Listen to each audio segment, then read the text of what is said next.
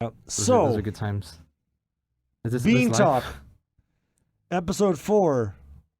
We're here with Mario Technically 2. and Andres Hello, and Lars. Lars. That's a good name. Yeah, Lars. it's the short. Uncle Lars. Okay. Uncle Lars. It's funny you say that because, I actually am an uncle of 8 nieces and nephews. Wow, Nice. really? Is the 9th on the way. That's crazy. I am an Yeah. uncle as well, but my nieces are older than me. Yeah, how about you, Mario? Nope, not uncle. Okay. The I think I oldest. have younger ones too. So, unfortunately, because of the quarantine, we are not able to interview someone. Mario wanted to talk to a businessman today. The deal's not over. We can probably still get him in maybe on a Zoom call, maybe some Skype or something like that. But he's not here today. So instead, we decided we were going to talk about whatever comes to mind. And Life. you were interested in hearing the philosopher story about the The train. the train dilemma. It's a mind game that's done in philosophy. Yes. You want to talk about that? We can talk about other things too. 'Cause what are the things we were talking about too? The stock market. Well, that's right. The stock market. It's Sony. Yes. Yeah, Mm-hmm. I do think we should start with that philosophy train thing, and I Yeah. feel like that will enable us to segue into. Okay, we can talk Okay, about so other stuff. what is it about? Enlighten me. So- just enlighten us. So here's how it works. So it's a mental exercise, as they call it, a mental experiment. So, Mario, picture yourself. You're like overlooking some train tracks. Okay, you're overlooking some train tracks, and along the train tracks, like they split at some point. Okay. Like and you happen to be in front of a control booth that you can control where the train goes. So, like the train's going down one track and it gets split, and it forks off. Yes. And so you can control whether it goes to the right or the left, Okay. whatever. And let's just say there's a train coming along, and it just so happens that on one track there's one person, and then on the other track there's 10 people.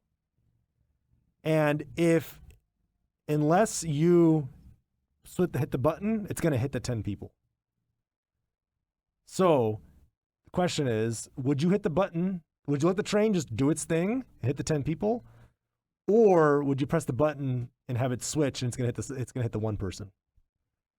And you're far enough away, you can't yell at them. Like you're up on a cliff, like you're looking over, like there's no other options. Your option is like you either let the train go, like you have a second, like you have a second to change it. Like it's either going to let it go and it's going to hit the 10 people, or you switch the train and it hits the one person.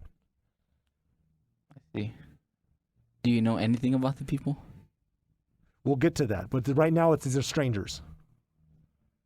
So what do you do? Well, I feel like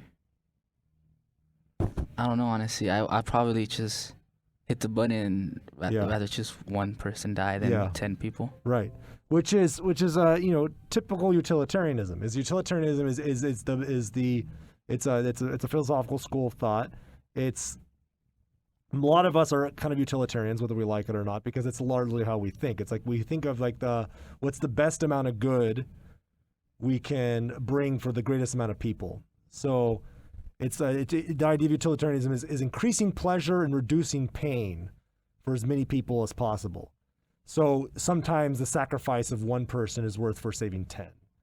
I see. But now let's up the stakes. Let's just say that there's 10 people that the train's about to hit. But let's say that one person is your mother. So then now what do you do? Oh. Well, personally, I would want to choose obviously the 10 people because it's my own mother, but I Yeah. feel like I don't know, honestly. That's a really tough situation. It is. It is very hard. It is very hard.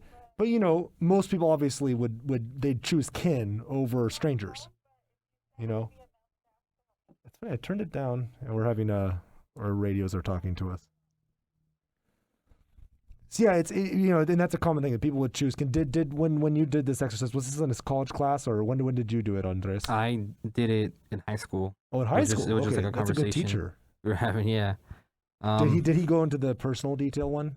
The personal, the mother one? Yeah, or just anybody. It could Yeah, be yeah, like yeah. anybody. He did both. And then Yeah. I was like, I don't know at that point because and for the first one, right? Yeah. If you just let the train go, is it like you didn't really affect anything. Like, but if you push the button, it's kind of like you specifically killed the one person. Yeah, there's that too. That what you can think of. Yeah, I was thinking of that, but honestly, I would just rather That's true. So you are affecting 10 lives and just one. Right, and that's kind of the big thing is like is where's responsibility lie? So as in like, are you responsible for not stopping 10 people from being killed? If like, like it's it's what they could say, this the sin of omission. It's when you leave something undone. Or so, and then you begin to think, okay, well, then which is the greater moral wrong? Not doing anything, or doing something that actually affects somebody. Even though because your inaction is also maybe perhaps affecting someone. So it's something to think about that. And so then we can up the stakes a little bit. So then let's say like you got the track and it's going towards your 5 best friends. Like so your 5 best friends are about to get hit. And then if you press the button though, it would change the train. And then like what's probably like your most beloved like possession? Honestly, I don't have. You know, I mean, is there something like you really like something that you like? You like I don't know, like is it like a bicycle or? I don't really like material things, honestly. Well, but there's gotta be something. Yeah, something like, you wouldn't. Like for me, it's like my computer. Like I'd be really bummed. Well, I suppose a bomber that's like around $60 that I bought for my favorite. A bomber jacket. Yeah, like a bomber jacket. Yeah. Like it's from a artist that I really love. Yeah. So I guess I'll be bummed about that. So there you go. Yeah, so it's something like, obviously, like, yeah, I admire that you're not a materialist, neither am I. So like if I lost my computer, it would suck.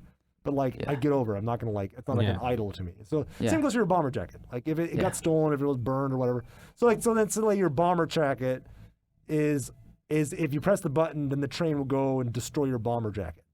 I see. So if you don't do anything, it's gonna kill your 5 friends, or it's going to take out your bomber jacket if you press the button. So would you press the button? Obviously, yeah. Obviously, yeah. Yeah, it's very clear. Yeah. It's very clear.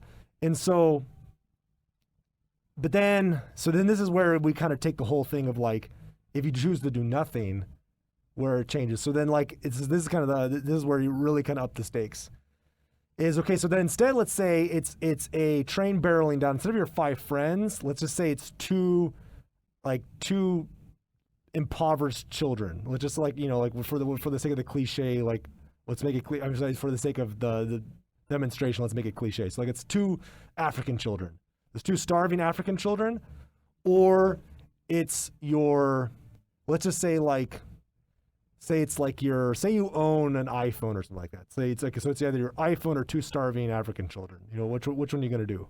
The iPhone. The iPhone, obviously. Yeah. Obviously.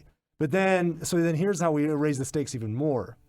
Like, and this obviously is a much, much further in-depth question, but then you can take it the next step further and say, well, then every time you choose to buy an iPhone, or say, for instance, like, maybe say if you want to buy coffee, or you want to buy chocolate, or whatever, or it could be anything, you maybe run the risk of actually killing someone. Because that's one of the biggest dilemmas with the modern world today. Is that it's like, we'll take the iPhone for instance, or any smartphone for that matter. So are either of you familiar with rare earth minerals? Sure. Yeah. I have a general idea. Yeah. So rare earth minerals, like things like tungsten, halogen. Mm-hmm. Obviously, there's even things that are more crazy like uranium, like how we make atomic bombs, or how we like what's actually really interesting is uranium is also used for coating armor on tanks, and it's because it's extremely impenetrable. And then likewise, they also coat bullets or bombshells with uranium because it penetrates better. It's like the same reason, like carbon is really hard, and carbon can break a lot of other materials. Mm-hmm. Yeah. Uranium is very it's a very dense material. It's one of the but anyhow, and that's the reason why they use it for atomic bombs, because it's easy to find an atom to split when it's so dense. I see. But anyways, rare earth minerals. Our smartphones, our technologies are full of all kinds of rare earth minerals. Where do those rare earth minerals come from? Some of it comes from the United States, not very much. A lot of it comes from places like China. A lot of it comes from Africa. One of the largest exporters of rare earth minerals is the Democratic Republic of Congo. The Democratic Republic of Congo is all but an anarchy. It's just craziness over there. A lot of warlords doing stuff. A lot of just conflict. And of course, this is up for debate. I'm sure people will argue here and there. But the story goes is that so long as there's conflict going on in the Democratic Republic of Congo, then the global market will have access to cheap rare earth minerals. And there's people who ensure that region is unstable so that they can get those rare earth minerals, and they're usually mined by either children or slaves, or both. Maybe they're child slaves. Oh, all hands on deck. It looks like we have to wrap this up. So I guess maybe we have to close this up soon. But anyways, that's the thing to think about. So there's the issue is that okay, granted you have your iPhone, and your iPhone is granted you'd say, oh, of course I'd sacrifice the iPhone to save the children. But then what if I told you that actually by that? So you think, oh, that's a no-brainer when it's like a train. But what if I told you every time you buy an iPhone, someone's suffering because of that? And I'll give you another thing to think about. It's inexpensive goods, whether it be food or consumer goods, is an illusion. Somebody's paying for it at some point. In the case of say for instance, let's say produce. So one of the big things is inexpensive produce is it can be inexpensive for two reasons. One is because either it's been the land has been so sprayed with herbicides and pesticides or whatever that it just it's the only thing that can grow. It's but in other words, but that takes a toll on our health. Or then the other thing could be is because it was harvested by cheap labor and usually illegal labor. And I'm not, frankly, I'm not trying to make any points about immigration, but there are people being mistreated, not being paid a full good wage to pick produce so that we can have inexpensive food. And so likewise, you can say so I got my iPhone and oh, this is great. But then what if we were to discover that that iPhone was only made possible because of rare earth minerals that were mined by slaves, and people have lost their lives over wars over these minerals.